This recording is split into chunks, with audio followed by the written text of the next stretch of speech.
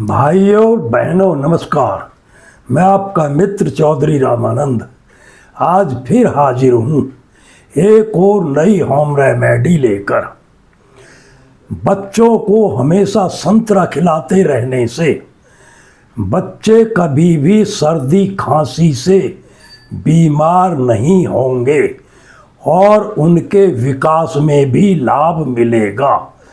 इस वीडियो को ज़्यादा से ज़्यादा शेयर और सब्सक्राइब करें जिससे दूसरे भी इसका लाभ उठा सकें। मित्रों, शेयर करने में आपका कुछ खर्चा नहीं होता, लेकिन किसी का फ़ायदा हो गया तो हमें सफलता मिलेगी और आपको आशीर्वाद।